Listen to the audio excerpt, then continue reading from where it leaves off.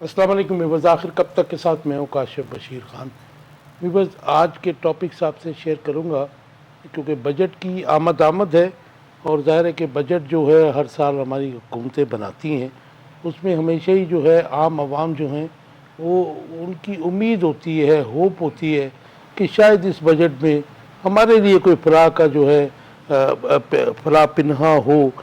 लेकिन अनफॉर्चुनेटली जैसे चंगल में हम फंस चुके हैं इस वक्त IMF के, वर्ल्ड बैंक के, कि हमारी कोई भी हुकूमत जो है इंक्लूडिंग इमरान खान गवर्नमेंट, नवाज शरीफ की गवर्नमेंट थी, अब ये इनकी गवर्नमेंट है या फिर केयर टेकर गवर्नमेंट, आवाम के लिए बजट्स में कुछ नहीं होता है बल्कि मिनी बजट तवातर से आते रहते हैं।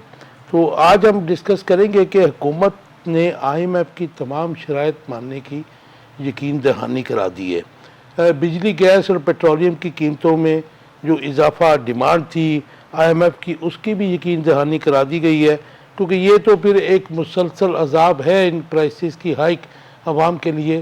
तो ज़ाहिर है कि इसको बर्दाश्त करना पड़ेगा। लेकिन जो अलार्मिंग बात है, ज़रूरी टैक्स लगाने की जो बात की है IMF ने, डिमांड की है, और खाद की कीमतों पर GST लगाकर इजाफे की जो वो डिमांड कर रहे थे, सुनने में आया है, शुनीद यही है कि उसमें भी जो है यकीन दहानी करा दी गई है। आज डिस्कस करेंगे कि अवाम को रिलीफ देने में मौजूदा इत्तेहादी हुकूमत क्या नाकाम हो गई है और पाकिस्तान में हकीकी सरमायाकारी लाने में हुकूमत नाकाम क्यों है। हमारे तीनों गेस्ट जो है वो अपने अपने शोबे के माहिर है। उम्मीद है कि जो रियल पिक्चर है वो आज हम अपने व्यूवर्स को बता सकेंगे।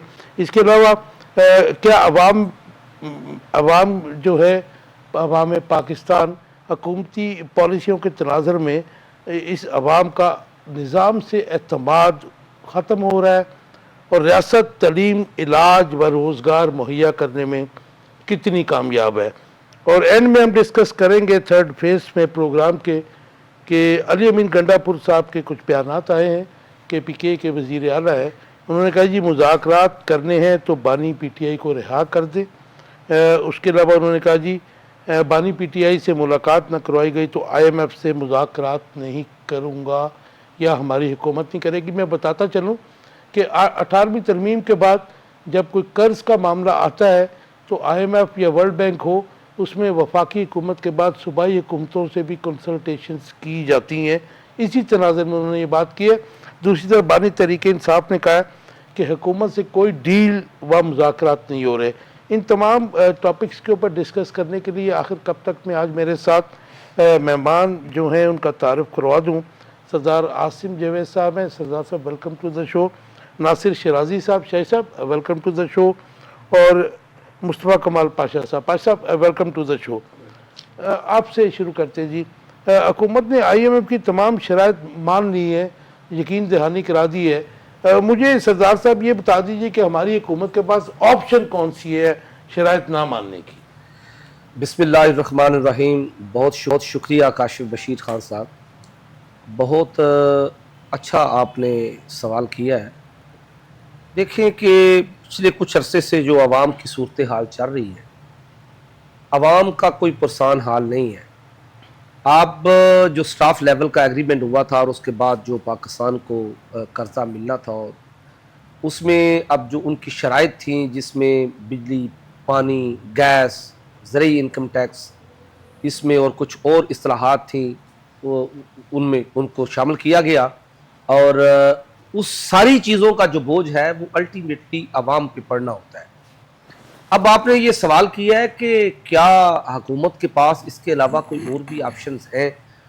मैं ये कहता हूँ कि ऑप्शन तो हुकूमत के पास है, मगर कोई भी हुकूमत जो है वो ऑप्शन इस्तेमाल नहीं करना। वो बताइए, हमारे व्यूअर्स को बताइए। देखें कि सबसे पहले अगर वो ऑप्शन इस्तेमाल करेंगे तो उनको अपने जो उनकी अपनी जो चीज़ें हैं उन पे उनको कट लगाना पड़ता है। अब वो कोई भी हुक्मरान जो है जो अपनी सहूलियात है जिनसे वो खुद मुस्तफीद हो रहा है उस पे कट नहीं लगाता। वो करता क्या है कि जो चीज़ें वहाँ से आती हैं वो उसी तरीके से, बल्कि उससे भी ज़्यादा वो आवाम पे उसका बर्डन जो है वो डाल दिया जाता है। देखें कि अभी हमारी जो मकन्ना थी उसने पिछले 3 माह पहले या 4 माह पहले آپ نے دیکھا ہے کہ کتنی اپنی تنخواہوں میں انہوں نے اضافہ کیا ہے. اچھا یہ بڑا امپورٹنٹ سوال ہے, میں باقی دو گیسٹوں سے بھی پوچھوں گا کہ صوبائی حکومتیں اور جو مرکزی حکومت ہے ان کے جو پارلیمانی جو ممبران ہیں, وزراء ہیں, ان کی تنخواہوں میں ہم دیکھتے ہیں اضافہ ہوتا ہے, لیکن ورلڈ بینک اس کے اوپر کیوں نہیں اعتراض لگاتا؟ دیکھیں کہ میں تو یہ سمجھتا ہوں کہ یہ جو تھرڈ ورلڈ قسم کے ہمارے جیسے جو غریب کنٹریز ہیں, یہ ان کا جو آئی ایم ایف جو ہے وہ بھی ملی بھگت ہوتی ہے, عوام سے کوئی لین دین نہیں ہوتا. ان کا تو ہوتا ہے کہ جی ہم نے قرضہ دینا ہے اور ہم نے منافع لینا ہے, اور وہ منافع چاہے عوام کے خون سے چوس کے ان کو جو ہے وہ دے دیا جائے. اب دیکھیں کہ میں نے اپنی بات کمپلیٹ کرتا ہوں. میں بات کر رہا تھا کہ انہوں نے اپنی تنخواہوں میں اضافہ کیا, کتنا شور ڈالا. کیا کسی حکمران کو شرم آئی کہ یہ اپنی تنخواہوں میں کمی کرے؟ اس میں تمام ہی جماعتوں کے اراکین جی تمام میں اس میں کسی ایک جماعت کو نہیں, لیکن اس میں اصل ذمہ داری جو ہے جس کی حکومت ہوتی ہے, اصل ذمہ داری اس پہ ہوتی ہے. اب دوسری بات دیکھیں کہ انہوں نے کتنی زیادہ تعداد میں جو ہے وہ گاڑیاں لی ہیں. جب عمران خان پرائم منسٹر تھا اس وقت بھی ریز کیا تھا انہوں نے. جی میں یہ سمجھتا ہوں کہ کوئی بھی حکمران جو آ رہا ہوتا ہے, جو اس وقت چلا رہا ہوتا ہے, جب وہ حکمران ہوتا ہے اس وقت اس کو عوام کا خیال کرنا چاہیے. بالکل ٹھیک. پاکستان کی یہ بدقسمتی ہے کہ اس وقت ہم پہ جو حکمران سوار ہیں یہ اصل میں عوام کی طاقت سے نہیں آئے. ان کو تو عوام کی بالکل پرواہ ہی نہیں ہے. یہ وہاں سے گائیڈ لائن لیتے ہیں جن لوگوں نے ان کو فارم 47 کے ذریعے یہاں پہ مسلط کیا. لیکن سردار صاحب اگر حکومت کٹس لگاتی ہے, پابندیاں لگاتی ہے, سختی کرتی ہے, آپ کی بات سے میں ڈس ایگری بالکل نہیں کر رہا, لیکن جو معاملات ہیں ان کے خرچے اپنی جگہ پر ہیں تمام حکومتوں کے, لیکن جب وہ کٹ لگاتی ہے تو پھر عوام کہتی ہے کہ یہ کیا کیا آپ نے. نہیں کٹ دیکھیں سختی جو پرائم منسٹر کہتے ہیں کہ دیکھیں ایسی چیزوں پہ آپ نے لگانی ہے ٹیکس, ایسی چیزوں پہ لگانا ہے جس جگہ پہ پہلے ٹیکس نہیں ہے. ہمارے بہت سی ایسی جگہ ہیں جہاں پہ ٹیکس لگا کے وہاں سے آپ کلیکشن کر سکتے ہیں. بیسیکلی کوئی بندہ بھی امیر لوگوں پہ ٹیکس لگانے کا حامی نہیں ہے. آپ دیکھیں اتنی بڑی ہاؤسنگ سوسائٹیز ہیں, وہاں پہ ان کے گھروں پہ آپ لگائیں, اس کو انہینس کر دیں. آپ یہ موبائل فون ہے اس پہ مزید ٹیکس لگا دیں, اس سے عوام کا نہیں ہوگا. لیکن جو ڈائریکٹلی عوام کے متعلقہ چیزیں ہیں جن سے عوام ڈائریکٹلی متاثر ہوتی ہے ان پہ جو ہے وہ بالکل ٹیکس نہیں لگانا چاہیے. بجلی پہلے ہی اتنی زیادہ آپ کا مطلب ہے مراد یافتہ طبقہ جو ہے اس کے اوپر ٹیکسز زیادہ بالکل مراد یافتہ طبقے پہ ٹیکس لگائیں گے تو عوام جو ہے وہ بچے گی. لیکن پاکستان کی یہ بدقسمتی ہے کہ یہاں پہ عوام کی کوئی بندہ بات نہیں کرتا, نہ عوام کی بات سنتا ہے, بلکہ عوام کو کہتے ہیں کہ اس کو اور رگڑا دیں. رائٹ. شاہی صاحب, حکومت کے پاس آئی ایم ایف کی شرائط ماننے کے علاوہ کون سا آپشن ہے؟ حکومت کے پاس کاشف صاحب بے شمار آپشنز ہیں.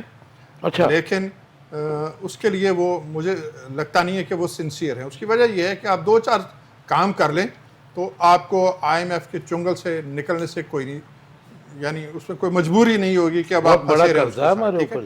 دیکھیے ایک چیز ہے آپ اسمگلنگ روک لیں, دوسری آپ ٹیکس اویژن جو لوٹ مار ہے اور جو فراڈ ہیں سرکاری محکموں میں, اربوں روپے کے فراڈ ہیں. 235 کروڑ روپے ریونیو ڈپارٹمنٹ کے اکاؤنٹ سے نکل گئے تھے. بڑی پرانی بات ہو گئی, 2-3 ماہ ہو گئے. جویندہ صاحب اس کے ایڈوائزر تھے, ٹی وی پہ آئے, 1 گھنٹے کا انٹرویو تھا ایک سینئر صحافی کے ساتھ. انہوں نے تسلیم کیا کہ ہاں جی یہ واردات ہو گئی ہے, اور 3 ماہ ہو چکے تھے اور انہوں نے کہا ابھی ہم ڈٹرمن نہیں کر پائے کہ کس کس کی ملی بھگت سے یہ کام ہوا ہے. یہ انہوں نے کنفیس کیا کہ ہاں اس میں ادارے کے اپنے لوگ شامل تھے. اچھا اسی طرح بجلی کے بل ہیں, گیس کے بلنگ, جی بالکل. تو 2-4 کام اگر حکومت کر لے تو ہمیں آئی ایم ایف کے پاس جانے کی ضرورت نہیں. دیکھیے آئی ایم ایف ہمیں دیتا کیا ہے, اگر ہم ایوریج نکالیں تو $5 ارب ایوریج ہے سال کی. ہمیں $10 ارب کا وعدہ کیا جاتا ہے کہ جی آئندہ 5 سال میں دیں گے تو ایوریج 2-2.5-3 ارب روپے بن جاتی ہے. 2-2.5 ارب. تو میں سمجھتا ہوں کہ اتنی چھوٹی سی اماؤنٹ ہے کہ اگر یہ جو منی چینجر مارکیٹ میں بیٹھے ہیں نا, ان کی ایسوسیشن کے صدر سے آپ کہہ دیں کہ جناب آپ نے ہمیں $2 ارب مزید دینے ہیں, وہ $1.5 سے $2 ارب آلریڈی دے رہے ہیں اکٹھے کر کے حکومت کو, ہر زمانے میں دیتے رہتے ہیں. آپ انہیں کہیں جی تھوڑے سے آپ نے اور دینے, تو وہ کہیں گے ٹھیک ہے جی ہم دے دیتے ہیں, ہمیں آپ تھوڑی سی فیسلٹی دیں. تو یہ ہو سکتا ہے. 101 آپشنز ہیں, لیکن سوال یہ کہ کرنا کون چاہتا ہے. کرنا اس لیے نہیں چاہتے کہ دیکھیے آئی ایم ایف کا انٹرسٹ کو واچ کرنے کے لیے آئی ایم ایف اپنا آدمی یہاں پہ بھیج دیتا ہے. ہر زمانے میں آیا ہے, بجٹ سے پہلے آ جاتا ہے, جی ٹیم آ بالکل. جاتی ہے.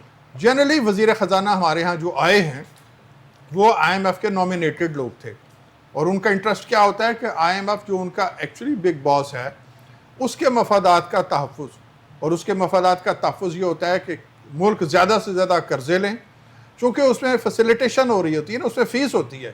جو آدمی یہ سارا کچھ نیگوشیٹ کر رہا ہے اس کی فیس ہوتی ہے. آپ اسے سروس چارجز کہہ دیں, آپ اسے کنسلٹنسی کہہ لیں, جو مرضی نام دے دیں, لیکن ہے. اور پھر ریٹ آف انٹرسٹ ویری کرتا ہے. جو ملک جتنا پھنسا ہوا مسائل میں اس کے حساب سے ریٹ آف انٹرسٹ جو ہے وہ چارج کیا جاتا ہے. وہ ملک میں نے ترقی کرتا نہیں دیکھا جو آئی ایم ایف کے پاس چلا گیا اور پھر اس نے وہاں سے نکلنے کی کوشش نہیں کی. ان ملکوں کو میں نے تباہ و برباد ہوتے ہی دیکھا ہے. اور ابھی تک آپ دیکھ رہے ہیں ہمارے قرضے جو ہیں ہر سال اس میں کئی سو کئی ہزار ارب روپے کا اضافہ ہوتا ہے. حالت یہ ہو جاتی ہے بعض اوقات کہ قرض کی قسط دینے کے لیے آئی ایم ایف کے چنگل سے آزاد ہوا نا جی. جی بالکل. میں سمجھتا ہوں کہ ایک شعوری کوشش تھی نا, اس کی لیڈرشپ جو تھی دیانتدار تھی, سنسیئر تھی ملک اور قوم کے ساتھ. وہ چاہتے تھے کہ اس ملک کے لوگوں نے اگر ان کو مینڈیٹ دے کے اسمبلیوں میں بھیجا ہے, حکومت میں بھیجا ہے, تو وہ اپنے فرائض سے غفلت نہ برتیں. بس یہ ریئلائزیشن ہے. ہم کتنے سوورن ہیں, ہم کتنے خود مختار ہیں, اس کا اندازہ اس بات سے کر لیں نا کہ 5 صدی بیت گئی ہمیں آزاد ہوئے. ہم اپنا سفیر جو ہے وہ ان ملکوں میں اس کو سفیر نہیں کہہ سکتے, ایمبیسی کو ایمبیسی نہیں کہہ سکتے.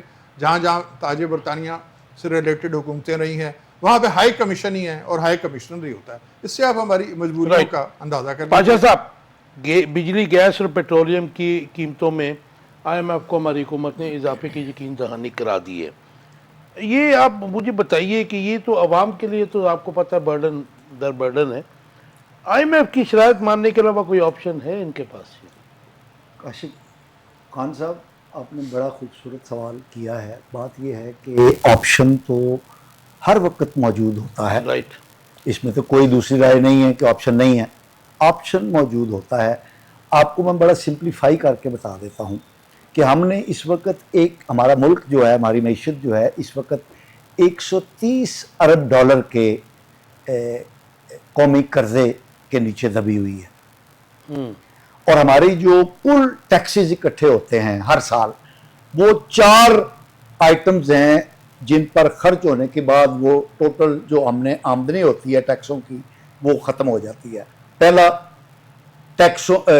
قرض پر سود, رائٹ, ایک آئٹم. دوسرا ہمارا دفاعی اخراجات. تیسرا ہمارا بجلی کا توانائی کے شعبے کا گردشی قرض, ختم تو کرنے لگی تھی عمر جی. اور چوتھا جو ہے وہ ایس او ای, اسٹیٹ اونڈ انٹرپرائزز کو, یعنی حکومت کے ایسے ادارے جو ہم نے کمائی کرنے کے لیے بنائے تھے لیکن اب کھا رہے ہیں جی, وہ ان کو زندہ رکھنے کے لیے جو ہم دیتے ہیں. یہ 4 مادوں میں ہمیں ہر صورت میں خرچ کرنا پڑتا ہے. یہ 4 آئٹمز پر خرچ کرنے کے بعد ہمارے پاس کچھ بچتا نہیں ہے. یہ ہے ہماری معیشت, ٹوٹل معیشت. ٹوٹل معیشت. اب کیا ہو سکتا ہے؟ اچھا, یہ ایک بہت بڑی ایک متھ ہے. اصل چیز یہ ہے کہ ہم اپنے اخراجات کو کم کریں اور آمدنی کو بڑھائیں. یہ ایک ذریعہ ہے. Simple formula. جی سمپل کہ ہم اپنے اخراجات کم کریں اور آمدنی کو یہ بڑھائیں. کسی گھر کے لیے بھی ہے, حکومت کے لیے بھی سب کے ہے, لیے. صوبے کے لیے بھی. لیکن ایک بہت بڑا ایشو ہے, ہمارے جو بہت سارے لوگ ہیں وہ سمجھتے ہیں کہ حکومت کا خرچہ اگر کم ہو جائے تو بارے نیارے ہو جائیں گے. ہمارا جو مجموعی اخراجات ہیں, ٹوٹل جو ہمارے بجٹ کے اخراجات ہیں, فیڈرل گورنمنٹ کی میں بات کر رہا ہوں, وہ اخراجات کا 2% بنتا ہے. تو اس لیے یہ جو تنخواہیں ہیں, یہ جو سرکاری افسروں کی مراحت ہیں, یہ آٹے میں نمک کے برابر ہیں. اصل اخراجات جو ہیں جن پر ہوتے ہیں اس طرف توجہ دینے کی ضرورت ہے. میں آپ کو چھوٹی سی مثال دیتا ہوں. آئی ایم ایف نے جیسے ہمیں کہا ہے کہ محکموں کو کم کیا جائے, جو فالتو محکمے ہیں. اخراجات کم کرنے کا یہ طریقہ نہیں کہ چاہ جڑی یہ سرکاری افسر پیندے نے انہوں بند کر دیو. شہباز شریف صاحب نے ایک وقت میں کیا تھا کہ چینی چائے میں ڈالنی بند کر دو. یہ حماقتیں ہیں. مانگتے ہیں. آئی ایم ایف نے کہا کہ محکمے बंद करो जो जिनकी ज़रूरत नहीं है। तो हुकूमत ने IMF की डायरेक्शन में महकमे क्लब करने शुरू कर दिए, वजारतें कम करनी शुरू कर दी। ये एक जरिया है हुकूमती अखराजात को कम करने अच्छा, का। डाउन साइजिंग की बजाय क्लब करना तो कोई फर्क नहीं है मेरे नहीं, ख्याल में। उससे लाखों असामियां जो है वो खत्म हो जाती हैं और जो एनुअल एक्सपेंस होता है हुकूमत का वो कम हो जाता है। राइट। लेकिन हमारे हुक्मरान क्या कर रहे हैं, इधर से महकमे क्लब कर रहे हैं, वजारतें कम कर रहे हैं, दूसरी तरफ वो नए अपॉइंटमेंट कर रहे हैं। अपॉइंटमेंट्स कर रहे हैं। तो ये एक तरीका ऐसा है कि जिससे एक तरफ आप अखराजात कम होते दिखा रहे हैं IMF को, दूसरी तरफ आप नए बैक अखराजात एंड जो पे हैं, आप अपना काम दिखा रहे कर हैं। रहे हैं। अब इनको भी तो पॉलिटिकल मजबूरियां भी तो होती हैं सियासतदानों की। पर मजबूरियों 75 साल गुजर गए हैं। अब आपने अवाम की जो शुरू में सवाल किया कि बजट में अवाम को कुछ देने के लिए है, कुछ भी देने के लिए नहीं है। मैं आपको छोटी सी मिसाल देता हूं, बिजली का बिल है, जी। उसमें 19 किस्म के टैक्स शामिल हैं। मैंने मेरा कॉलम भी आज छपा है। Most of them are hidden. जी नहीं, वो लिखा हुआ है उसमें, लेस्को के बिल में लिखा हुआ है कि बिजली की कीमत कितनी है, 100 रुपया, जी हाँ।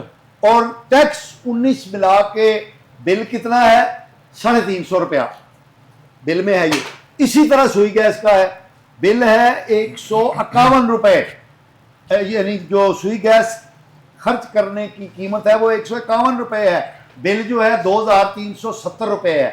ये मैं वो फिगर बता रहा हूं जो मैंने सामने रख के जिस पर कॉल आप नहीं समझते गैर मुनसिफाना टैक्स सिस्टम है ये जी? नहीं, ये मुनसिफाना या गैर मुनसिफाना नहीं है, ये जालिमाना। जालिमाना है। जालमान है। ये किसी तौर पे भी टैक्स मुनसिफाना भी हो सकता तो है, फिर गैर पाशा मुनसिफाना साहब है। हुकूमतें क्या करें? जी टैक्स रिकवरी उनकी नहीं है तो फिर इनसे ही जाहिर है कि रिकवर करेंगे ना पैसे। नहीं, बात ये है कि अगर आप cut to your coat according to your sheet, आप देखिए कि आपकी आमदनी कितनी है, उसके मुताबिक अपने अखराजात मुतय्यन करें। अनफॉर्चुनेटली हमारे हुक्मरान क्या करते हैं, वो पहले अपने अखराजात को डिफाइन करते हैं, उसके बाद वो अपनी आमदनी के जराए को बढ़ाना शुरू करते हैं और फिर वो टैक्स पे टैक्स लगाना शुरू कर देते हैं। लेकिन एक बात, आखिर में एक बात कह दूं कि इस हुकूमत की एक कामयाबी भी है। इमरान खान साहब के 44 महीने के दौरे हुकूमत में जो मईशत में गंद पड़ा था, जो मईशत को तबाही के दाने पर ला खड़ा किया था, इमरान खान साहब की आला गवर्नर्स ने उसके बाद 2022 के बाद की जो 2-3 हुकूमतें आई हैं, उन्होंने कम से कम ये मईशत को तबाही के दाने से जाने से बचाया 22 है। के बाद एक ही हुकूमत आई है, नहीं, वो नहीं, कॉन्टिन्यूटी थी। नहीं, वो PDM 1 और PDM 2 और Right, जी, वो सारी आपका टेक आगे। ठीक है। PDM। मुझे अच्छा जी, मुझे काशिफ साहब, बताइए। एक सवाल मेरी तरफ से भी ले लें जी, जी। कि वो कौन सी वजारतें हैं जो कम हुई हैं? नहीं, मुझे तो कोई वजारत नहीं, कम हुई नजर नहीं, वजारतें मैंने कम हुई हैं। सुने जरा, मिनिस्ट्री ऑफ इंफॉर्मेशन एक वजारत होती थी, कल्चर टूरिज्म उसका हिस्सा होता था, अब ज्यादा उसके हिस्से बखरे हो चुके हैं। नहीं, जैसे तो कौन सी उन्होंने काम कहा है हुई? कि- साहब, लेकिन पाशा साहब ने कहा कि एक तरफ क्लब कर रहे हाँ, हैं, दूसरी तरफ वो नए दूसरी तरफ से वो नई अपॉइंटमेंट्स भी कर रहे हैं, वो आई वॉश है। नहीं, एक चीज जो पाशा साहब ने की है, मैं वैसे बड़ा और हैरान दूसरा हुआ। फॉरेन एक्सचेंज रिजर्व जो थे पिछली हुकूमत जिस पे बहुत लान तान हर जमाने में हो रही है, वो जो 12 अरब डॉलर छोड़ के जो लोग गए थे, तो उसका भी कोई कंपैरिजन है? फॉरेन रिजर्व ज्यादा था, पेट्रोल उस वक्त कर्जे कम क्या था, है? हम- बिजली का रेट कम था, पर कैपिटा इनकम ज्यादा थी। आप सवाल मैं ले तो लीजिए पिछली मेरे से। हुकूमत जो काशिफ है, खान साहब उसको दूध नलायक से नहीं किनारे समझता। बह रही थी, चलो मैं मैं तो कह इस बिल्कुल बह हुकूमत रही को थी, नलायक बिल्कुल समझता बह हूं। रही थी, बह रही और थी। पाशा साहब वो तो किसी दौर में भी नहीं। नहीं, इमरान खान साहब के दौर में दूध शहद किनारे बह रहे थे। आसिम भाई मुझे बताइएगा, बिजली, गैस और पेट्रोलियम की कीमतों में इजाफा होने जा रहा है, ठीक है जी, लेकिन जो अलार्मिंग बात है कि 2 साल से हम देख रहे हैं कि किसान जो ज़रई हमारी रियासत है, पता नहीं अब रह गई कि नहीं रह गई, आपसे पूछते हैं, इसमें ज़रई टैक्स और खाद की कीमतों पर GST लगाकर इजाफे की भी यकीन दहानी करा दी गई है। इससे कितना फ़र्क पड़ेगा किसान को, आम आवाम को? देखें जी, मैं चूंकि मेरा अपना जो बैकग्राउंड है वो गांव से है और मैं बखूबी जानता हूं कि किसान की ये खाद की बोरी की कीमत कितनी है इस वक्त? इस वक्त जो यूरिया है वो तकरीबन 5,000 के करीब है, ओके, और दूसरी जो खाद है DAP वो 14,500-15,000 रुपए की, और वो ब्लैक में मिलती है। वेलकम बैक व्यूअर्स, आप देख रहे हैं आखिर कब तक। सरदार साहब, हम बात कर रहे थे کے اضافے کے بعد عوام کی حالت ظاہر کیا ہوگی. ہم آج کسی بھی حکومت کو یا پولیٹیکل پارٹی کی اس سیگمنٹ میں بات نہیں کر رہے ہیں, عوام کے جو مسائل ہیں ان پہ بات کر رہے ہیں, ان کی جان کیسے چھوٹے گی. میں وہاں سے اپنی بات شروع زرعی کرتا ہوں ٹیکس جہاں پہ اور کھاد کی جی قیمتوں جی کی بات ہو. کھاد کی قیمت دیکھیں, اب صورتحال یہ ہے کہ ابھی گندم کی فصل جو ہے وہ اس وقت ختم ہوئی ہے اور عام کسان کے ہاتھ سے وہ گندم کی فصل نکل گئی ہے. رائٹ. تقریباً 2000 روپیہ فی من جو ہے وہ گندم کی فصل کسان کی بکی ہے. دیکھیے صاحب میری بات سنیں, یہ میرے لیے یا اپنے نہیں پاشا صاحب کے پہلے لیے میری پوری بات سستی سن گندم لیں, مل رہی ہے. میری پوری بات سن لیں. ایک کسان جو ہے 5000 روپے ایکڑ وزیر اعلیٰ پنجاب دے رہی ہے. اب یہ نہیں ہے کہ آپ کسان کو مار کے جو ہے وہ گندم سستی کریں, آپ کھاد سستی کریں, آپ بجلی سستی کریں, آپ جو زرعی آلات ہیں وہ سستے کسان کو سبسڈی نہیں دی, ایک ایکڑ کی 5000. ایک ایکڑ کی 5000, اور ایک ایکڑ سے جو ایک کسان کا نقصان ہوا ہے, میں نے نون لیگ کے بندے کو, پیپلز پارٹی کے بندے کو, پی ٹی آئی کے بندے کو بٹھا کے حساب کروایا, تقریباً 25,000 روپیہ فی ایکڑ ایک کسان کا نقصان ہوا ہے ایک ایکڑ سے. اب وہ کسان جو ہے پچھلے 3 سال سے پس رہا ہے, وہ کیا وہ نہ کاشت کرے نا, تو یہی اس نے نہیں کرنا. میں یہ کہہ رہا ہوں کہ گھاٹے کا سودا ہو گیا ہو رہی. اب ہوا کیا ہے, وہ کسان کرتا کیا ہے کہ اس نے کھاد ادھار لی ہوئی ہے, فصل اس نے بھیجی ہے, انہوں نے کہا جی کہ ساری فصل آپ کی آ گئی ہے, آپ کا جی اتنے لاکھ آپ کا بقایا بچ گیا, آگے دوبارہ کھاد وہ ادھار لے کے وہ کاشت کرنے کی کوشش کر رہا ہے. میں یہ سمجھتا ہوں کہ اس وقت ملکی معیشت کا جو برا حال ہے وہ صرف اس وجہ سے کہ 70% جو ہمارا معاملہ ہے وہ زراعت سے چلتا ہے, اور زراعت ہماری جو ہے وہ اس وقت سمجھو موت کے دہانے پہ پہنچ چکی ہے.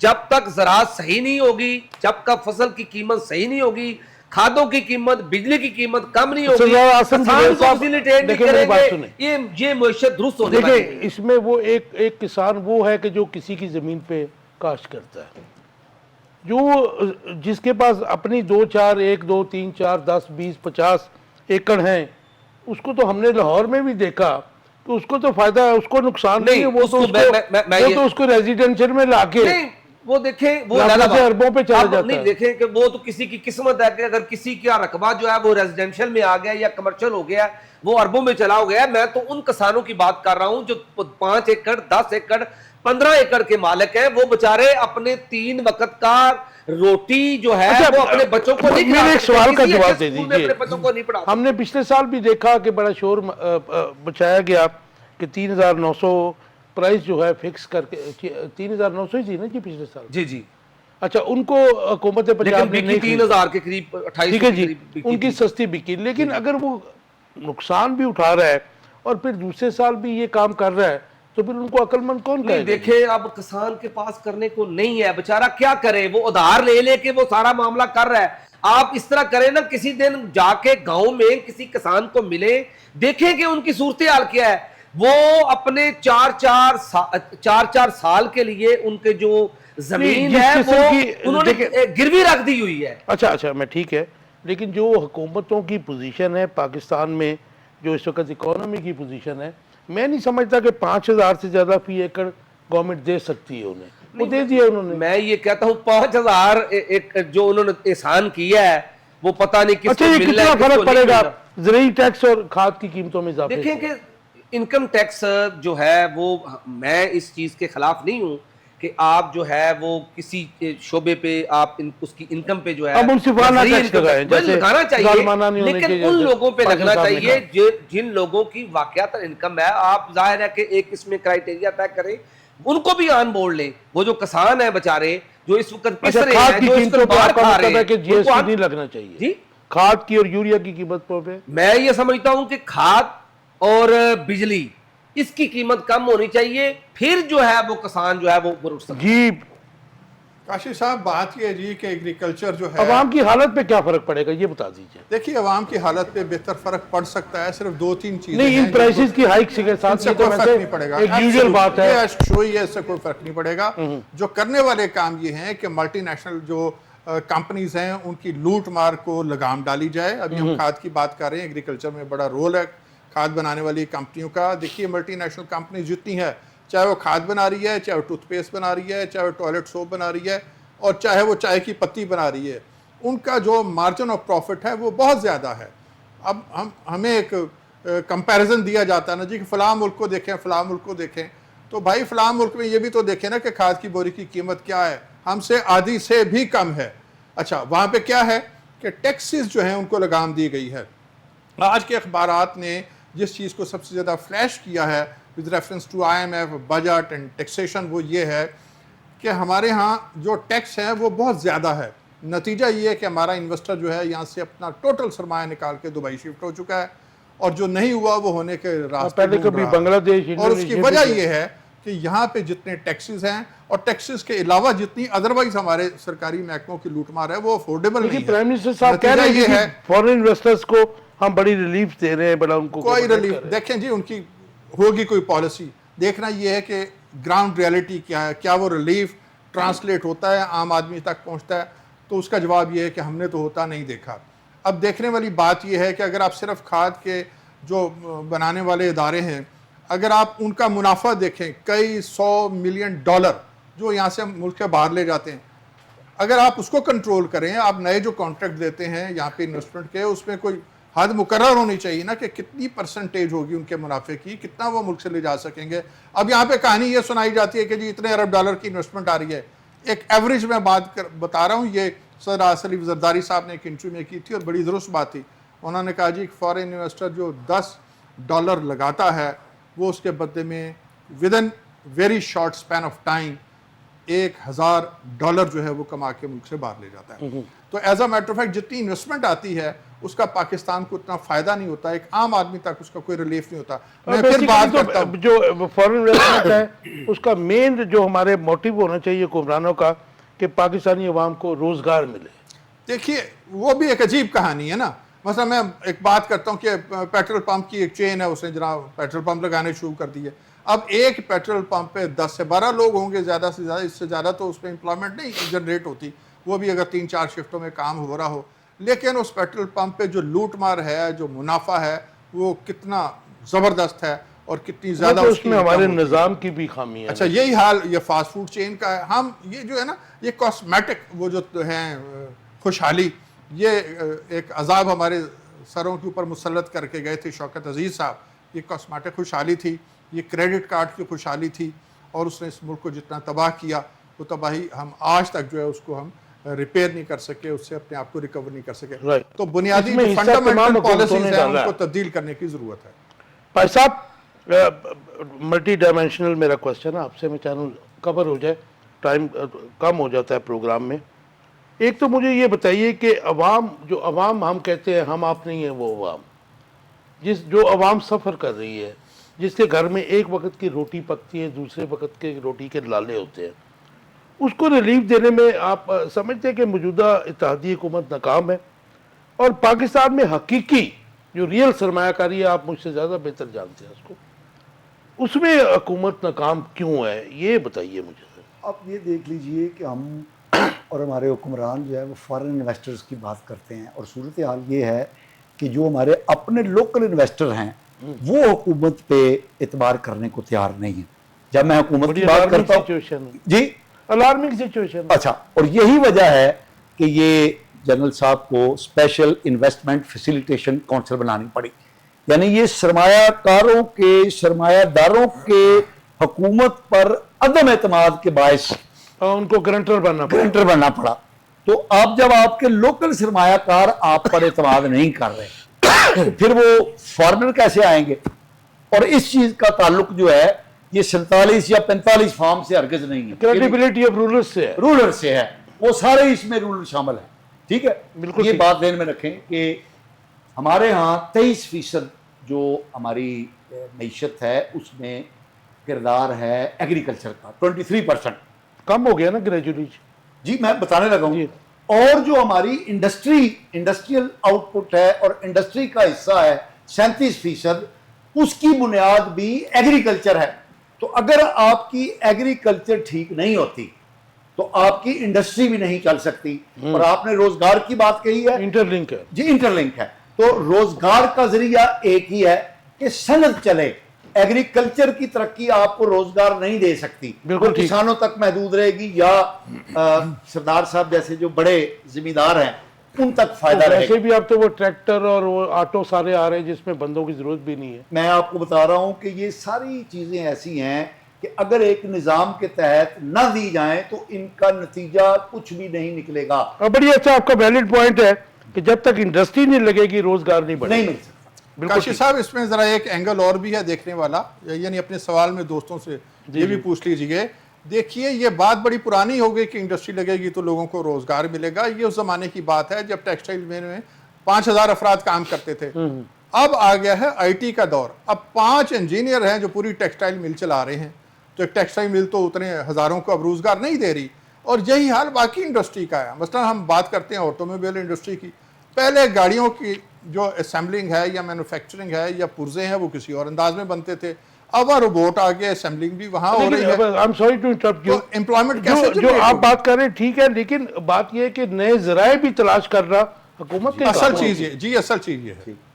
جی بھائی صاحب, تو اس حوالے سے ابھی تک یہ شرازی صاحب نے جن چیزوں کی باتیں کہی ابھی تک پاکستان میں نہیں آئیں. پاکستان میں ایک بھی رپورٹ نہیں ہے جو یہ کارے بنا رہا ہو. ابھی تو ایک یہ ہماری بات ہے, چائنا نے ٹریکٹر, ابھی آپ نے دیکھا ہوگا چائنا نے ٹریکٹر ایک بنا دیا ہے جو کلٹیویشن یہ وہ کرتا ہے, اس میں وہ آٹو ہے, اس میں کسی اور اگر یہ چیزیں نہیں آئیں تو یہ ہماری نالائکی ہے نا جی, وہ درست کہہ رہے ہماری ہیں. نالائکی ہے, ہم وہ قابلیت نہیں ہے ہماری. ہم ابھی جیسے آپ نے کہا کہ یہ آلٹرنیٹو جو ذرائع ہیں روزگار کے, یہ بھی تلاش کرنا حکومت کا کام ہے. میں آپ کو چھوٹی سی بات بتاتا ہوں کہ ہمارے ہاں ہم اس وقت دنیا جو ہے آئی ٹی کے اندر 5th اینڈ 6th جنریشن میں چلی گئی ہے.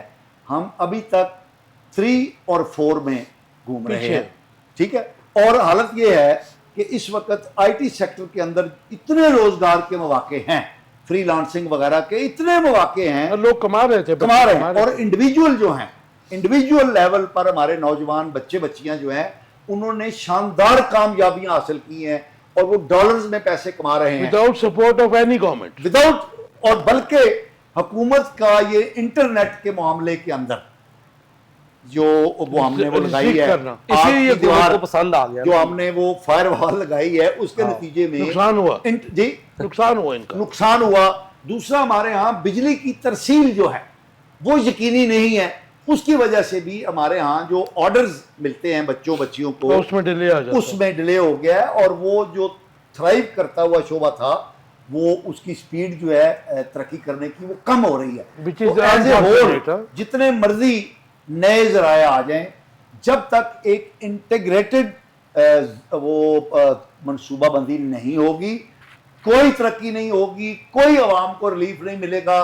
ہم ایسے ہی آئی ایم ایف کے ساتھ رہیں گے, جی ہم ایسے ہی رہیں گے. صرف اس آئینے میں آپ شکل دیکھ لیں نا اپنی اکانومی کی, اور پھر خود ہی بتا دیں کہ ہم ترقی کی طرف جا رہے ہیں یا تنزلی کی طرف جا رہے ہیں. مجھے یہ بتاؤ شرائع صاحب بتائیے, وٹ ڈو یو تھنک کہ حکومت کی جو پالیسی ہیں, ظاہر ہے کہ یہ جوائنٹ ایفرٹس ہوتی ہیں, تمام اداروں کی بھی ہوتی ہیں, اس میں بیوروکریٹس بھی ہوتے ہیں, سیاستدان بھی ہوتے ہیں, تو عوام کا جو نظام سے اعتماد ہے یہ قائم ہوا ہے کہ ختم ہو رہا ہے یا پھر ڈپریشن آ رہا ہے, اور ریاست تعلیم اور علاج و روزگار مہیا کرنے میں کتنی کامیاب. یہ بات سے میں ایگری کرتا ہوں کہ آپ کی زراعت خالی جو ہے وہ آپ کو ترقی نہیں دے سکتی ہے, جیسے کہ انٹر لنک ہے, اس کے ساتھ جو ہے آپ کی انڈسٹری بھی لگنی بہت ضروری ہے. تو بظاہر ہمیں یہ نظر آ رہا ہے کہ ابھی تک ایم او یو سائن ہوئے, حقیقی سرمایہ کاری پاکستان میں نہیں آ رہی ہے. کاشف صاحب, حکومت کے اوپر یا حکومتی پالیسیوں کے اوپر کتنا اعتماد ہے, اس کے لیے صرف ایک انڈیکیٹر کافی ہے جس پہ ابھی ہم نے سب دوستوں نے بات بھی کی ہے. وہ یہ ہے کہ آپ کا انویسٹر یہاں سے اربوں ڈالر, کئی ہزار ارب ڈالر لے کے کیوں چلا گیا ہے. اچھا, ملٹی نیشنل جب آتی ہے تو وہ آپ کے اربوں ڈالر کا پروفٹ نکال کے وہ بھی نکل جاتے ہیں یہاں سے, اور اب تو وہ بھی نہیں آ رہی. اچھا جی, ایک تو انڈیکیٹر یہ ہو گیا. دوسرا یہ ہے کہ اکانومی جو ہے نا جی, وہ ہر ملک کی اکانومی جو ہے اس کی جو بیسز ہیں مختلف ہوتی ہیں. مثلا اگر آپ یو اے کی اکانومی دیکھیں تو یو اے کی ساری ریاستیں تو تیل پیدا نہیں کرتی, صرف ابو دھابی تیل پیدا کرتا ہے. بلکہ اب تو ابو دھابی کا بھی, اب آپ دیکھیں نا دبئی اور شارجہ کی اکانومی کیسے چل رہی ہے. ان کے یہاں تو کچھ بھی نہیں ہے, ان کے یہاں تو 4 موسم بھی نہیں ہے, ان کے یہاں اتنا پانی بھی نہیں ہے, ان کے اتنا ایگریکلچر بھی نہیں ہے, وہ تو ہر چیز امپورٹ کرتے ہیں. دیکھیے نہیں, میری عرض کرنے کا مطلب یہ ہے کہ آپ اپنے حالات کے مطابق اپنی پالیسیز بناتے ہیں اور پھر اس میں آپ سیلف سفیشینٹ ہوتے ہیں. ہماری جو بنیاد ہے وہ کیا ہے؟ ہماری بنیاد یہ ہے کہ ہمارے پاس ہزارہا مربع کلومیٹر رقبہ موجود ہے. ہم صرف پانی کے وسائل جو ہیں ان کو اگر ہم تھوڑا سا بڑھا لیتے اور ایگریکلچر کو ہم ہر زمانے میں ترجیح اول رکھتے تو ایگرو بیسڈ کنٹری ہے, ایگرو بیسڈ ہماری انڈسٹری ہے. ہمیں آج قرضوں کے نیچے ابھی بیلاروس سے ٹریکٹرز وغیرہ مجھے بتائیں سر, ٹریکٹروں سے کچھ نہیں نہ ہوگا. پانی, بنیادی چیز پانی ہے. کتنی حکومتیں آئیں, جائز بھی ناجائز بھی, ڈکٹیٹر بھی آیا, جمہوری حکومتوں کی تو حالات آپ کو پتہ ہی ہیں. مجھے بتائیں کہ دنیا کے سارے کام ہوتے رہے, کالا باغ ڈیم کیوں نہیں بن سکا؟ صرف کالا باغ ڈیم بن جاتا تو خیر بنے گا بھی نہیں سر, اس لیے نہیں نہ بنا کہ یہ پھر آئی پی پیز کہاں سے آتے؟ پھر یہ جو کئی ہزار ارب ڈالر لوٹ کے ہم سے لے گئے اور اب بھی لے گئے, اینڈ مور دین 50% لیکن of پیپلز the پارٹی تو IPPs are کلیم government کرتی ہے, پیپلز پارٹی کلیم کرتی ہے کہ کالا باغ ڈیم نہ بنانے کے ہم چیمپئن ہیں. میں سمجھتا ہوں اس میں سب حکومتوں کا حصہ ہے جی, سب نے حصہ ڈالا اس ملک کی تباہی اس میں جو سیاسی جماعتوں فورن نے. فنڈنگ تھی انڈیا کی, اس کا نام نہیں لیتے آپ. بھئی ایسے ہی ہے نا جی, 12 سے 14 ارب ڈالر جو ہیں وہ آئے اور کئی دہائیوں تک آئے, اور مختلف سیاسی جماعتیں ہیں جن کا میں بغیر نام لیے ذکر کر رہا ہوں, ان کی جو ٹاپ رینکنگ لیڈرشپ ہے ان کو اس میں سے شیئر ملتا تھا, اور ان کا ٹاسک یہی تھا کہ ملک میں کالا باغ ڈیم کی مخالفت جاری رکھیں اور کالا باغ ڈیم نہیں بننا چاہیے, اور انہوں نے نہیں بننے دیا. چھوٹا سا آنسر چاہیے آپ سے مجھے, پھر میں وہ جو 2/3 میجارٹی لے کے آئے تھے ان کی ذمہ داری تھی, جو یہ تو مشرف سمپل صاحب بھی بنا میجارٹی لے سکتے کے تھے, آئی ضیاء تھی الحق بھی ان کی بنا ذمہ سکتا داری تھا. تھی. جی جی آف کورس, جنہوں نے لیکن مشرف نے کوشش بھی کی تھی, پھر پولیٹیکل سسٹم نے آگے اس کو سسٹم نہیں سر, ان کو خود یہ چاٹ لگ گئی تھی کہ اب میں نے جمہوریت کی طرف جانا ہے, ورنہ ان کے پاس سب سے زیادہ بہتر چانس یہ تھا کہ وہ کالا باغ صاحب اب بھی پاشا صاحب مختصر سا جواب دیجیے گا, اب بھی پاسبل ہے کہ کالا باغ ڈیم بنا دیا جائے اگر حکمران چاہیں؟ اچھا دیکھیں, آپ سمجھتے ہیں کہ فیلڈ مارشل صاحب جو ہیں اس میں کوئی اپنا رول پلے کریں؟ کیونکہ یہ بات تو انڈرسٹوڈ ہے کہ اغیار کے جو منصوبے تھے ان کو ہم نے, ہمارے یہاں کے لوگوں نے امپلیمنٹ کروایا, اور کالا باغ ڈیم جو ہے اس پہ فنڈنگ انٹرنیشنلی بعد میں ثابت بھی ہوئی کہ انڈیا کتنی فنڈنگ کر رہا ہے, اور آخر ہم نے اسے وہ ڈمپ کر دیا.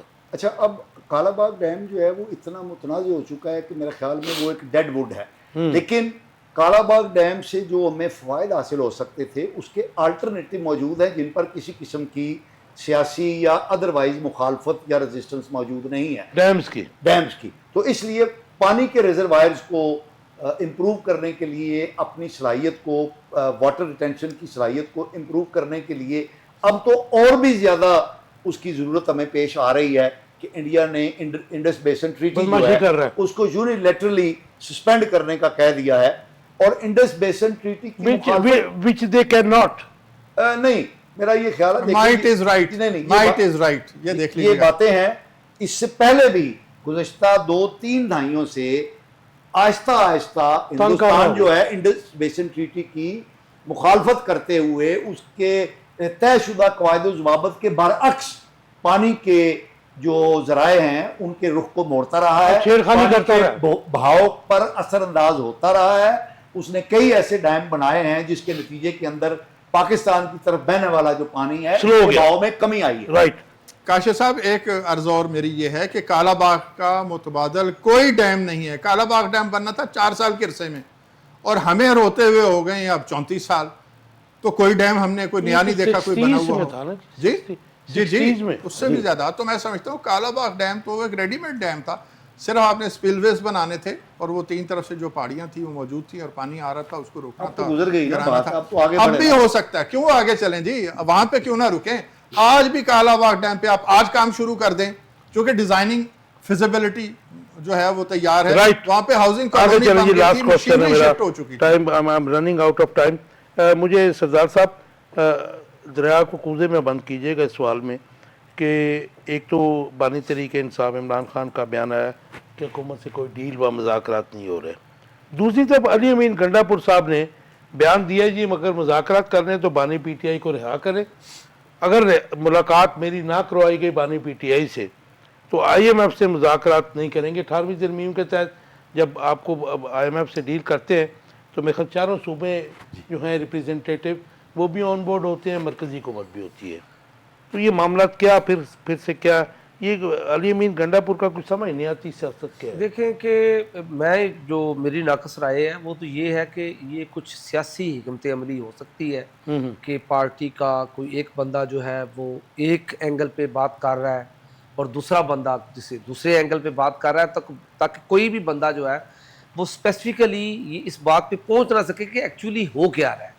یہ لیکن پھر علی امین گنڈاپور سے میں پوچھتا ہوں، میرا پرانا دوست ہے، کر کیا رہا ہے وہ؟ نہیں، ایک بات پہ تو کنونسڈ ہے تمام کے تمام دوست، اور میری بھی جتنے دوستوں سے بات ہوئی ہے پی ٹی آئی سے جو منسلک ہے اور بڑے اچھے عہدوں پہ بھی ہے، وہ یہ ہے کہ بانی پی ٹی آئی سے جو ہے وہ مذاکرات ہو رہے ہیں، بات چیت بھی ہو رہی ہے اور ہوتی رہتی ہے اور مسلسل ہوتی رہی ہے. کون کرتا ہے یہ ظاہر ہے کہ وہ لوگ جن کے پاس اصل اقتدار ہے وہ لوگ بھی بات کرتے رہتے ہیں، کوئی نہ کوئی پیغام لے کے جاتے ہیں، آگے سے کوئی ادھر سے کوئی چیز لیتے ہیں، آپ کو لگتا ہے کسی خاص نقطے پہ معاملہ رک جاتا ہے. پاکستان رکی کے ہوئی ہے بات. جنگی حالات کا بھی سامنا ہے، پاکستان کی اکانومی بھی جو ہے باٹم پہ لگی ہے، تو ایسے میں کیا کہنا چاہیے؟ پولیٹیکل ہارمونی بہت ضروری ہے. دیکھیں کہ اس وقت تک کوئی ملک ترقی نہیں کر سکتا جب تک ہارمونی نہ ہو، اس ملک میں امن و امان کے معاملات جو ہیں وہ درست نہ ہوں.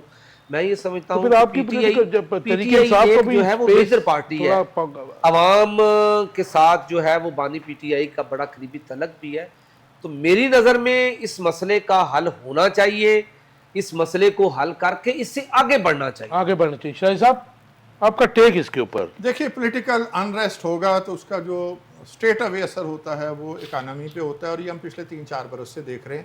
اکانومی میں جو گروتھ، ایک نیچرل گروتھ ہونی چاہیے تھی، وہ نہیں آ رہی، اور اس کی سب سے بڑی وجہ یہی ہے کہ انویسٹر چاہے لوکل ہے اور چاہے وہ فارنر ہے، وہ دیکھتا ہے کہ خدا جانے آج حکومت ہے، سال چل رہی ہے، 2 سال چل رہی ہے، یا کوئی اور درمیان میں کوئی نیا سیٹ اپ آ جائے گا تو ہم کیا کریں گے. لہٰذا ویٹ اینڈ سی کی سی پالیسی ہے. اس تھیوری کے ساتھ نا ڈس ایگری کرتے ہیں.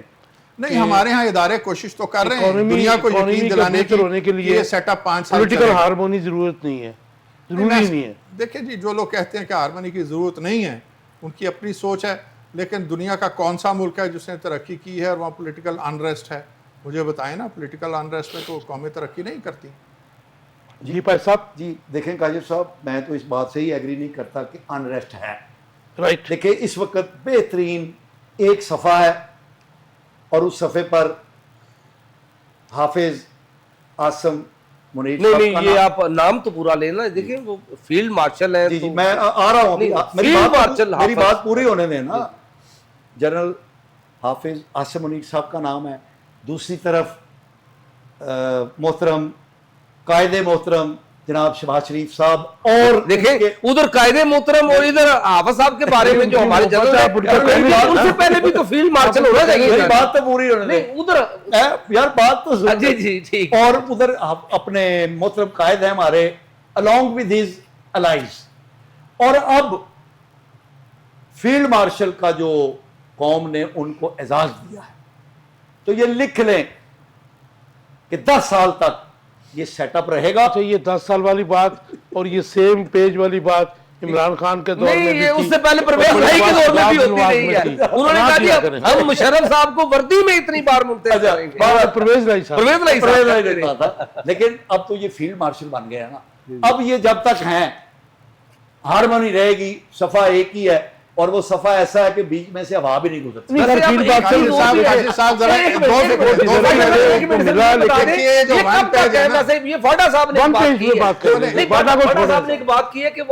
وعدہ کو چھوڑیں، آپ اپنی بات کریں. 1 پیج کی بات کر رہے. لاسٹ کوئی پولیٹیکل انریسٹ نہیں ہے. تمام نظام چل رہا ہے، عدالتیں چل رہی ہیں، پارلیمان چل رئی ہے. پی ٹی آئی کے نظام جو ہے 1 پیج کتنی دیر تک آپ کو چلتا نظر آ رہا ہے؟ عمران خان بات کرتا ہم 1 پیج. فی الحال 1 پیج ہے. مجھے تو بس یہی ہے کہ یہ ایک جھٹکا لگنا ہے. ابھی مجھے تو یہ 6 ماہ سے زیادہ یہ دھکا کون لگایا؟ جی جی کمال پاشا صاحب کا جو 1 پیج ہے اس کے بارے میں ایک بڑی پرانی بات بتانے لگا ہوں. پوری کتاب غائب ہو جاتی ہے، صفحے کا پتہ نہیں لگتا. اچھا رائٹ.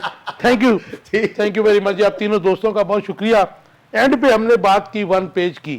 یہ 1 پیج تو چلتے رہتے ہیں. پولیٹیکل موومنٹس ہوتی ہیں، پولیٹیکل ڈیولپمنٹس ہوتی ہیں، سیاسی جوڑ توڑ ہوتے ہیں، حکومتوں کی کامیابیاں ہوتی ہیں یا ناکامیاں ہوتی ہیں، لیکن امید تو یہی ہے اور خواہش بھی یہ ہے اور ان سے اپیل بھی یہی ہے تمام حکمرانوں سے، ان کا تعلق کسی بھی پولیٹیکل جماعت سے ہو، کسی بھی میں کہتا ہوں کہ فرقے سے ہو، پاکستان کے عوام کا سوچیں. پاکستان کے عوام بہت مشکل میں ہے. ویورز، آپ کے فیڈ بیک کا انتظار رہے گا. اپنا بہت خیال رکھیے گا. اللہ حافظ.